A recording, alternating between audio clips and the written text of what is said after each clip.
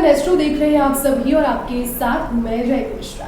साथियों, ज्योतिष शास्त्र को समर्पित हमारा ये चैनल आपको हर बार नई नई जानकारियां देता है और मैं दावे के साथ कह सकती हूँ कई बातें तो ऐसी होती है जो आपको पता इससे पहले नहीं होगी, लेकिन हमारे साथ चूंकि एक्सपर्ट यहाँ पर मौजूद हैं और आज भी मेरे साथ में एक ऐसे ही मुद्दे पर बात करने के लिए जो मेरे हिसाब से आप में से बहुत ही कम लोगों को पता होगा लेकिन आपके लिए बहुत फायदेमंद सिद्ध हो सकता है। ऐसे ही मुद्दे पर बात करने के लिए आज मेरे साथ इवन स्टूडियो में मौजूद है प्रसिद्ध ज्योतिषाचार्य श्रीराम स्वामी जी। स्वामी जी, बहुत धन्यवाद आपको बताने के लिए। स्वामी जी, ज्योतिष शास्त्र की जब हम बात करते हैं तो ज्योतिष शास्त्र और औषधि शास्त्र जो होता है आपस में, आपने जिस तरीके से पहले बताया था कि भाई भाई जैसा इनका रिश्ता होता है। अब कई योग ऐसे बनते हैं जो कि लोगों को पता नहीं होते, लेकिन अगर उस पर उन योगों को साध लिया जाए तो व्यक्ति को काफी फायदा हो सकता है।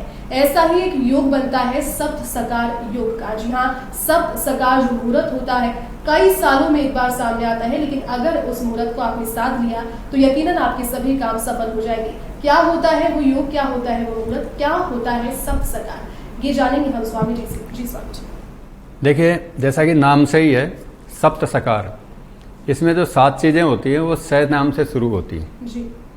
अभी आपने बताया ज्योतिष और आयुर्वेद के बारे में, तो ये वेदांग हैं। 6 वेदांगों में से ज्योतिष और आयुर्वेद ये सहोदर भाई की तरह से हैं जी।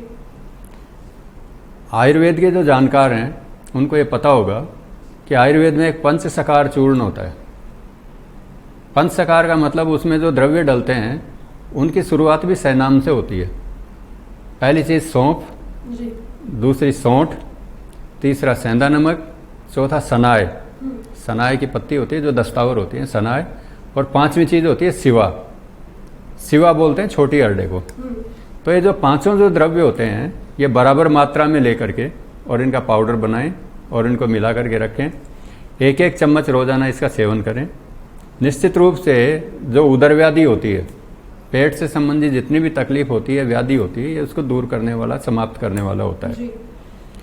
तो ये जिस प्रकार से ये पंचसकार चूर्ण उदर व्याधि को समाप्त करता है, उसी तरह से ज्योतिष में एक सप्त सकार मुहूर्त होता है जिसकी आपने चर्चा की। सप्त सकार जो मुहूर्त होता है उसमें भी 7 जो योग होते हैं वो सह से शुरू होने वाले होते हैं, और ये सभी प्रकार के जो कुयोग होते हैं उनका नाश करने वाला होता है। और ऐसा कहा जाता है ज्योतिष शास्त्र में कि सप्त सकार योग में जो काम शुरू किया जाता है वो 7 पीढ़ियों तक चलता है जी। तो सप्त सकार मुहूर्त हर साल नहीं आता है, ये कोई 5, 7, 10 साल में एक बार पड़ता है जी।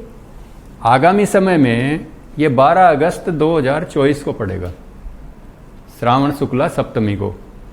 तो इसमें जो 7 जो सकार हैं मैं उनके बारे में बताता हूँ आपको कि पहला तो श्रावण का महीना। श्रावण का महीना वैसे ही बहुत शुभ माना गया है, भगवान शिव का महीना है। दूसरा सप्तमी तिथि। सप्तमी तिथि अपने आप में कार्य सिद्धि देने वाली होती है, भद्रा तिथि होती है।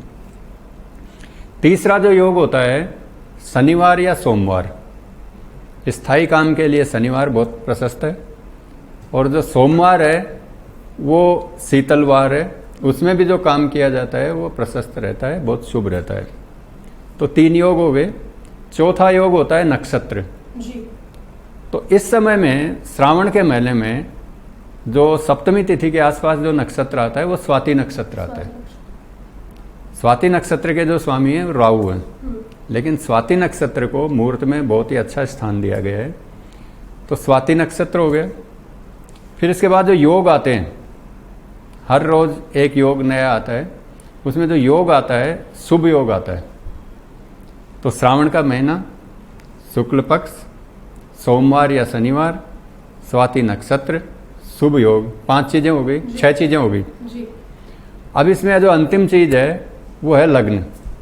तो इसमें सिंह लग्न को ग्रहण किया जाता है, और सिंह लग्न श्रावण के महीने में अर्ली मॉर्निंग आता है, सुबह सुबह आता है, सूर्योदय के आसपास आता है। तो जब इन 7 चीज़ों का संयोग हो जाता है और उस समय में कोई काम किया जाए, जैसे मान लीजिए कि कोई गृह निर्माण का काम करें आप, या कोई व्यापार आप शुरू करें, वो स्थायी काम होगा और बहुत लंबे समय तक चलेगा और बहुत शुभ प्रभाव डालेगा वो।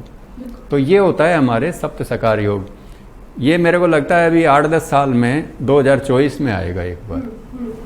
स्वामी जी, जिस तरीके से आपने जानकारी दी थी कि सब सकार योग में जो भी कार्य करते हैं वो 7 पीढ़ियों तक चलता है, एक मेरा सवाल ये रहेगा कि क्या सिर्फ अच्छे कार्य ही, या फिर किसी ने भूलवश मान ली 24 अगस्त को 2024 में जो आने वाली है उसमें कुछ ऐसा कार्य कर दिया कि किसी से मतभेद हो गया, लड़ाई हो गई, या फिर पैसे का कोई लेन देन से जुड़ा मामला हो गया, तो क्या नकारात्मक चीजें भी उसके साथ 7 पीढ़ी तक चलती है, या फिर पूरा जो योग है वो सिर्फ अच्छी चीजों के लिए? नहीं, ये जो योग है ये सकारात्मक योग है जी। नकारात्मक जो योग होते हैं उनके अलग प्रभाव रहते हैं, तो उसमें तो उल्टा ये उनको आपस में मेल मिलाप कराने वाला योग है। इसका जो प्रभाव पड़ेगा वो सकारात्मक प्रभाव पड़ेगा, कभी भी नकारात्मक इसका प्रभाव देखने को नहीं मिलेगा।